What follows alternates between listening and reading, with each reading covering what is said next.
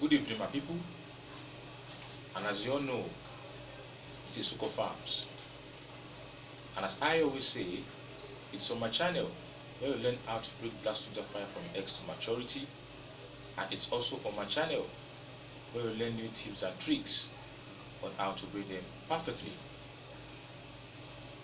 And the purpose of making this video is just to show you how I change my attractant when they are no more attractive. How I change my attractant when they are no more attractive.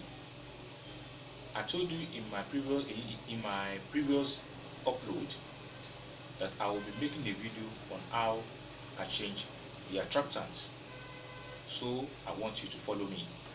And if you are yet to subscribe to my channel, please do it by clicking on the subscription button and also on the notification bell in order to notify you of future videos.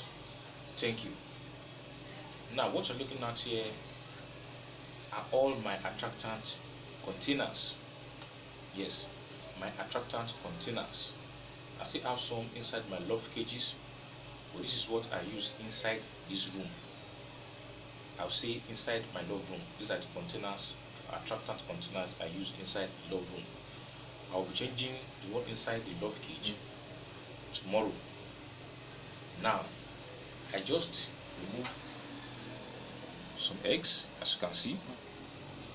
Just remove some eggs, and it's a lot of eggs. That's lots of eggs. Now I told you that whenever you want to change your attractant, you will always find lots and lots of larvae of different sizes. You can find pre-pupa, sometimes you find pupa, and sometimes you find like 5 days old larva, 7 days old larva, even a day old larva.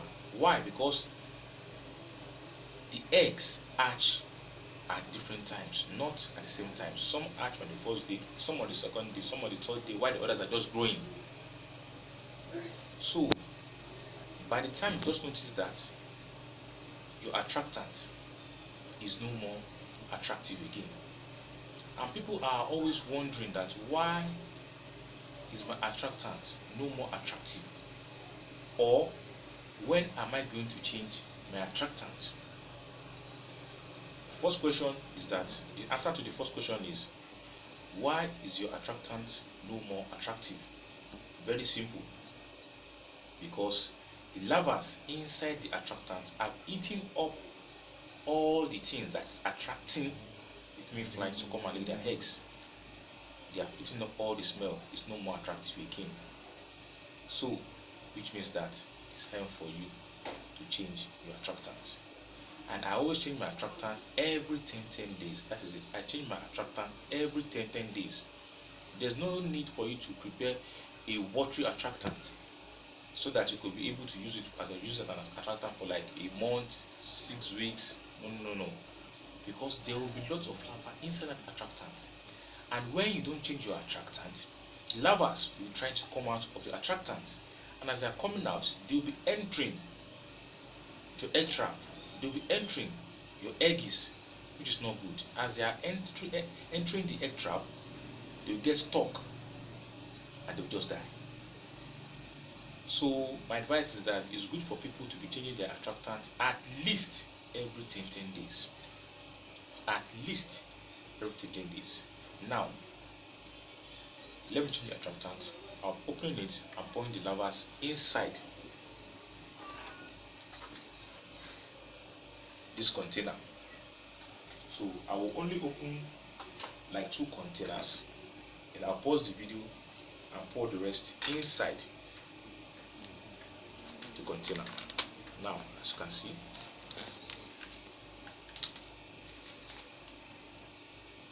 look at the larvae. These are a lot of larvae. We have the small one, we have the bigger one.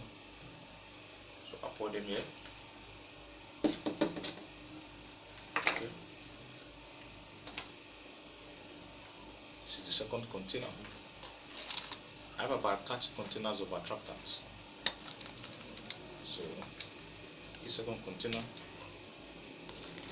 look at the larvae. See the larvae? Look at the big one. also have the smaller ones for that. So I'm going to pause the video now to remove all the attractant, and I will show you what I've collected inside the containers. So as you can see, I have removed all the lavas that are inside the attractant. If you look closely, this is the yellow container, and I have lots of lava inside it. I have lots of lava inside it. Look at them. That's a whole lot of lava. Lots of lava. And I call this bonus. I call this bonus. Look at them. Lots of lava of different sizes. You can continue to grow them by feeding them, or you can dry them. In my own case, for this one now, I'm drying them. I'm not growing them to adult. I'm just going to sieve all these substrate out, and I will dry them. So now I'll be showing you the type of attractant I'm going to use to replace this one.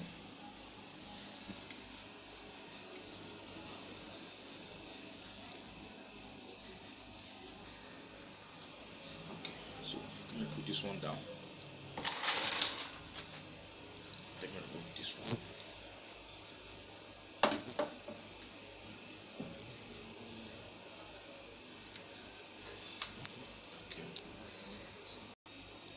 Now, as you can see, this is where my attractant is, and you'll be wondering that what type of attractant is inside this container. Well, the best attractant to me is chicken droppings, but I'm not using chicken droppings here. But if you are breeding them, if you are close to a bush, not to where people live, you can use chicken droppings. But inside this container, what I have there are spoiled watermelon. Yes, spoiled watermelon, decayed, decomposing watermelon, mixed with waste chicken feed. That is it. Mixed with waste chicken feed. What I mean by waste chicken feed, when you feed a chicken, they will be left over together with their droppings. So I just pack everything, mix them with the watermelon, then I cover it inside this container just for 2 days. Just for 2 days. So this is how it looks like after 2 days. You can see the fly flying around it. Look at that. Look at that. This is watermelon. That's it. So look at that. So I don't want the flies to be flying around it, so I'll just have to cover it because the smell is really attracting them. So I'm going to put this attractant inside all my attractant containers one by one. So when I'm done with it, I'll let you know. Stay tuned. Now, as you can see, I've put all the attractant inside this container.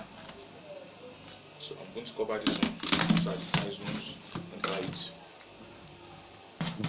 And look closely, these are the attractants. As you can see, these are new attractants. These are new attractants. So I'm going to set this up, set this up, and put my egg trap on each the attractant container.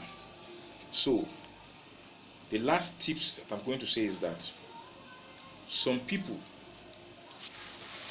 always call me and tell me that most of the time inside their substrate they always find this little fleas and mites inside their substrate where their larvae are.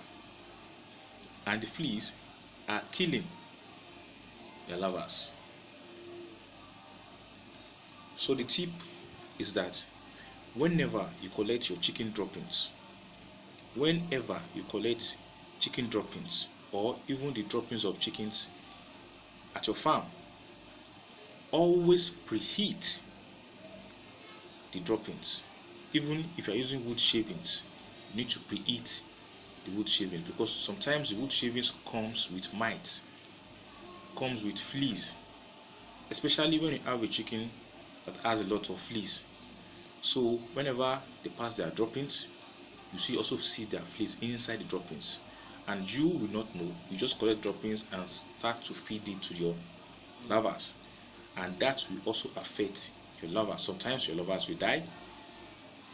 So it's better to preheat anything, even wood shavings. Even if you have your wheat offer, make sure you preheat it, because it sometimes comes with mites. This is Tuko Farms. If you're yet to subscribe to my channel, please do it by clicking on the subscription button and also on the notification bell in order to notify you whenever I upload new videos. It's Tuko Farms once again. Stay blessed and God bless you.